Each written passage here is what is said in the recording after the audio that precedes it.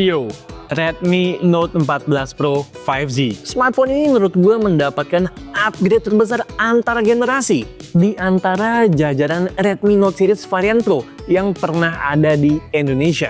Rasa menggunakannya tuh udah nggak seperti varian sejenis yang pernah gue gunakan sebelum-sebelumnya. Pokoknya semakin naik kelas, semakin premium, semakin mewah. Tapi artinya naik kelas bukan berarti tanpa ruang buat perbaikan. Penasaran? Let's go! Sebelum mulai, seperti biasa, untuk semua info mengenai spek detail, kalian bisa cek di kolom deskripsi. Di K2G, kita fokus di experience pemakaian sehari-hari saja. Yup, ini adalah Redmi Note 14 Pro 5G. Gue pertama kali melihat smartphone ini, gue kirain varian Pro Plus-nya loh. Di sini nggak ada DNA varian Pro basic-nya sama sekali. Tongkrongannya beda total. Mulai dari modul kamera yang dijadikan satu island di bagian tengah, kayak HP premium zaman now aja. Kemudian backdoor yang curvy, sampai dengan kasta IP ratingnya yang juga kena upgrade drastis. Jadi IP68. Jadinya makin pede, ciprat-cipratan. Dan nggak perlu dakdikduk kalau HP nggak sengaja kelelep air. Ya, frame dan backdoornya masih terbuat dari plastik. Tapi gue bisa confirm ke kalian bahwa bodinya tetap berasa solid dan backdoornya so far dari experience gue nggak terasa kopong atau meleyot. Mungkin kalau kalian mau opsi yang sedikit berbeda, bisa ambil varian warna ungunya yang memiliki finishing backdoor ala-ala kulit gitu.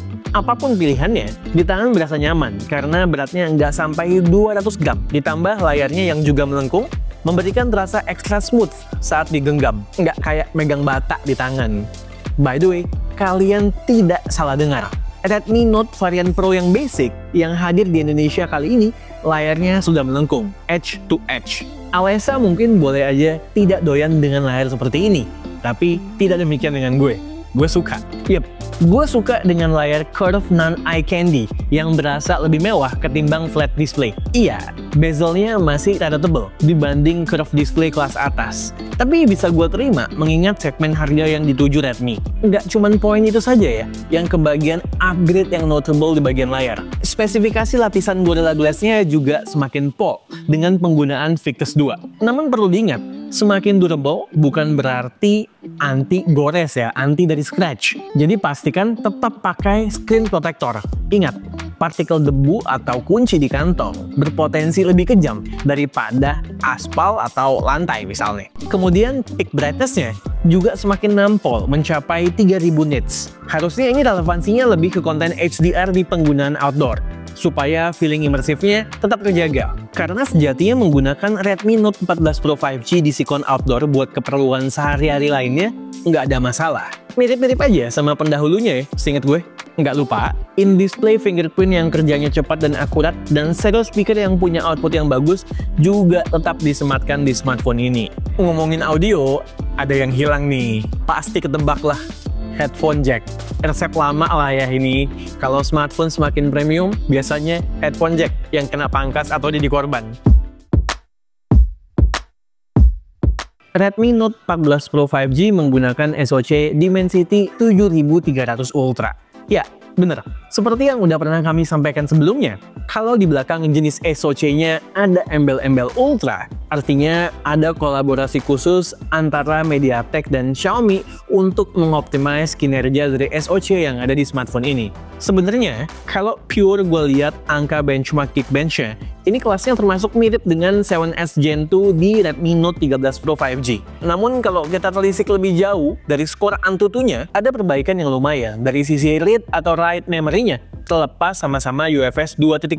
Dan dari sisi GPU-nya juga improve. Sekedar info, Dimensity 7300 Ultra yang ada di smartphone ini dikembangkan dengan proses manufaktur 4nm milik TSMC. Nah, kalau itu kan data ya. Namun dari real life experience, gue merasa masih ada hal yang bisa diimprove via software update ke depannya. Kadang gue masih bisa notice adanya microstutter di UI di sana-sini. Kenapa gue bilang ini bisa di-fix? Karena gue udah coba beberapa smartphone lain dengan SoC Dimensity 7300 dan gue nggak menemukan hal yang serupa. Lalu gue juga udah cek beberapa artikel luar ya yang udah nyobain smartphone ini, lagi-lagi gue juga nggak menemukan komplain yang sama. So ya udah, kita tunggu aja software update-nya. Gue jadi keinget sama Redmi Note 13 Pro 4G ya, yang mana waktu awal rilis menggunakan firmware awalnya, battery drainnya waktu standby itu lumayan. Soal gaming, gue nggak sempet nyoba banyak ya, karena gue baru nyoba smartphone ini dalam waktu yang cukup singkat. Dari sisi baterai, kapasitasnya 5110 mAh.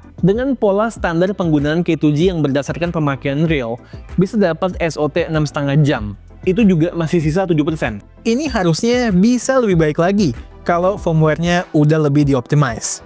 Nah, yang gue sayangkan dengan kapasitas baterai yang mirip dengan pendahulunya, Redmi Note 14 Pro 5G memerlukan waktu yang lebih lama buat ngecas nih, kurang lebih 60 menit sampai penuh. Ini karena chargernya sekarang cuma kebagian yang 45 watt, udah bukan 67 watt. Gue rasa ini adalah salah satu hal yang harus dikompromis Xiaomi ya, untuk memberikan upgrade di area lain. Buat gue pribadi, bukan isu, bukan sebuah deal breaker, karena perbedaan waktu charging dari habis sampai penuhnya kurang lebih cuma 10-15 menit ya. Kalaupun diperlukan quick top up, ngecas sekitar 30 menit bisa ngisi baterai kurang lebih 60%. Smartphone ini sudah menggunakan HyperOS 1 dengan basis Android 14. Yup, belum 15. Buat janji software update, sama kayak pendahulunya. 3 kali major OS update dan 4 tahun security patch. Artinya kita bakal kebagian sampai Android 17. Namun, untuk menikmati key feature yang merupakan upgrade sesungguhnya dari sisi software, yaitu AI features, kita masih harus bersabar menunggu software update untuk tambahan fitur yang dikabarkan akan hadir di bulan Januari akhir atau di Februari. Dan enggak ya, ini beda ya, nggak ada hubungannya sama HyperOS 2 maupun Android 15. Nanti itu. Nah nanti, setelah mendapatkan update fitur AI yang tadi gue bilang, kita bakal bisa menikmati beberapa fitur AI kayak di Xiaomi 14T ya. Contohnya kayak Circle to Search, sampai dengan fitur-fitur yang berguna di keseharian.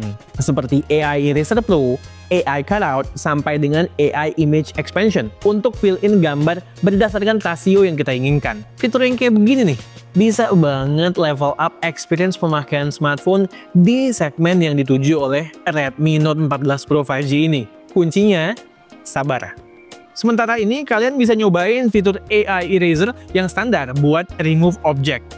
Dan juga Sky Enhancement untuk buat background foto jadi lebih hidup. Seru juga kok. Spesifikasi semua kamera di belakang sama dengan pendahulunya ya, plek-ketiplek, jadi gue rasa nggak perlu gue sebut satu persatu, cek di deskripsi aja. Ntar aja langsung kita lihat outputnya seperti apa. Palingan yang berubah kamera depannya ya, dari 16 megapiksel ke 20 megapiksel. Sama-sama menggunakan sensor OmniVision, seperti pendahulunya. Nah, hasilnya gimana? Buat fotografi, hasilnya menurut gue berada di atas prediksi kelas harganya. Kalau kita lihat harga tahun lalu, kira-kira 4 jutaan kecil kan? Di Good Lighting, hasil main kameranya bagus secara berbagai parameter teknis. Baik detail, warna, maupun dynamic range on point.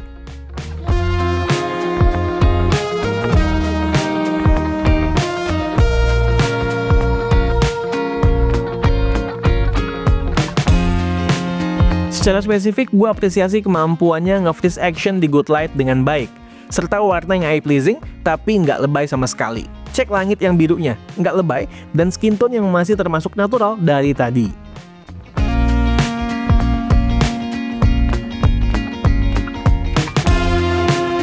Soal dynamic range, di beberapa situasi HP-nya di-tag muka dan mencoba untuk nge-boost foreground terlalu jauh. Tap aja dan underexpose dengan turunin exposure slider. Terutama kalau kalian memang pengen look yang kayak begini.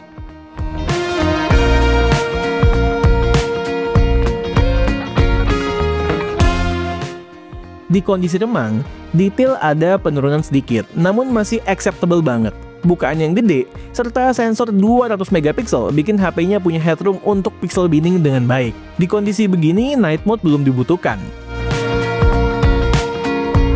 In fact, night mode cuman gue pakai kalau gue pengen bikin cahaya pada malam hari diredam dengan HDR. Ultrawide-nya yang 8 megapiksel lumayan untuk memberikan angle baru. Tapi memang sensornya yang seala kadarnya nggak bisa memberikan dynamic range sebaik main kameranya. Serta bukan buat di pixel peep dan dianalisa pixel by pixel. Dan kalau udah gelap, make sure night mode dinyalakan supaya hasilnya masih setidaknya bisa dipakai. Punya sensor 200 megapiksel. Apakah kita harus setiap kali foto di mode 200 megapiksel? Ya enggak. gue justru prefer pakai 2 kali zoom atau 4 kali zoom in sensor daripada foto di mode 200 megapiksel lalu crop setelah jepret. Detailnya lebih dapet. Which ini harusnya kita acungin jempol juga ya. Nggak ada tele bukan berarti nggak bisa ngezoom. Bisa, dan hasilnya masih oke banget di sini sampai 4 kali zoom. Karena 2 kali zoomnya oke, artinya buat portrait mode pun hasilnya bagus. Separasi sih termasuk oke, walaupun masih ada miskalkulasi depth kalau backgroundnya ribet. Tapi semua mid-range pun ya begitu. 4 kali zoomnya juga masih sosmed ready, tapi ya nggak perlu di pixel peep lagi. Untuk selfie-nya, selama masih ada pencahayaan bagus, no complaints dari gue. Skin tone natural, detail bagus, all good. Kalau udah mulai remang, baru deh detail menurun. Untuk perekaman kamera utama di belakang, ketika 1080p seperti ini, maksimalnya bisa di 60 fps ya. Untuk yang 4K, maksimalnya bisa up to 4K 30 fps. Dan kalau kita pakai jalan begini, stabil footage-nya ya. Kalau fotonya bagus, videonya butuh diimprove. Ketika dipakai jalan lurus, bagus, stabil. Cuman kalau kita panning, patah-patah, baik di 1080p 60 fps maupun 4K 30 fps. Ini kejadiannya on and off. Biasanya di awal video. Paling minim patah-patah itu di 1080p 30 fps sebenarnya. Lalu warnanya juga gue rasa kurang saturasinya. Ini semua gue yakin bisa diimprove by software update. Karena perlu gue tekankan lagi, kita udah nyoba smartphone dengan hardware yang mirip, namun tidak mengalami kendala serupa. Udah sih, itu aja yang bisa gue sampaikan mengenai perekaman video kamera belakang dari smartphone yang satu ini. Sekarang kita lihat kamera selfie-nya buat rekaman video. Buat kamera selfie, maksimalnya bisa merekam di 1080p 60 fps. Dan dari hasil yang gue coba, footage-nya itu stabil ya. Tapi tetap buat output yang maksimal, saran gue tetap cari tempat dengan pencahayaan yang proper ya, kurang lebih seperti ini ya, yang ada source of light ke arah kita secara langsung. Secara image quality pun masih cukup baik. Dynamic range-nya masih oke, bisa mengekspos gue dengan baik, dan juga bagian belakangnya masih kelihatan, walaupun ini dari depan ada sinar yang kenceng banget, dan juga di belakangnya rada gelap. Kemudian skin tone gue masih bisa terjaga ya, karakter darknya. Kemudian dari segi detail, walaupun ini di situasi kondisi dalam ruangan 1080p, itu ternyata masih cukup oke. Beberapa hal basic yang perlu kalian ketahui mengenai Redmi Note 14 Pro 5G. Vibration motornya empuk, nggak murahan. RAM-nya gede, 12GB. Buat multitasking so far nggak ada gangguan. Storage-nya up to 512GB. Paling pol yang pernah ada untuk varian sejenis. Karena memang dilihat dari segi offering kamera maupun AI features-nya, smartphone ini ditujukan untuk content creation. Jadi memang perlu storage yang banyak. Terakhir, mendukung dual SIM dalam format dual nano SIM atau nano SIM plus eSIM. Yup, eSIM. Oke, itulah Redmi Note 14 Pro 5G. Semakin kemari, Xiaomi semakin melevel up positioning varian Pro dari Redmi Note series. Kayaknya sah. Ini nggak bisa dibilang buat kaum mendang-mending lagi ya. Karena tidak lagi fokus di USP tertentu saja. Seperti performa misalnya. Melainkan mencoba menjadi sebuah smartphone yang balance di berbagai sisi. Smartphone ini menurut gue bisa jadi sebuah upgrade yang fresh banget buat user setia dari Redmi Note series. Tentunya di luar varian Pro Plus-nya ya, tapi tetap ada catatan. Supaya experience produknya lebih maksimal, gue berharap kekurangan dari sisi software yang tadi gue sampaikan bisa di fine tuning segera. Hayo, di fix dong Xiaomi. Perlu diingat juga, yang gue tes ini adalah firmware pre-release. Gue berharap ketika rilis nanti, firmware-nya sudah lebih optimal lagi. Dan pastinya software update yang berhubungan dengan AI features-nya disegerakan. Sampai dengan videonya dibuat, gue belum tahu berapa harga resminya di Indonesia nanti. Karena belum ada pengumuman harga, masih harus menunggu nanti tanggal 24 Januari. Pantau terus aja berbagai social media Xiaomi Indonesia. Gue berharap tidak ada kenaikan harga yang signifikan beriringan dengan banyaknya upgrade fitur yang ditawarkan.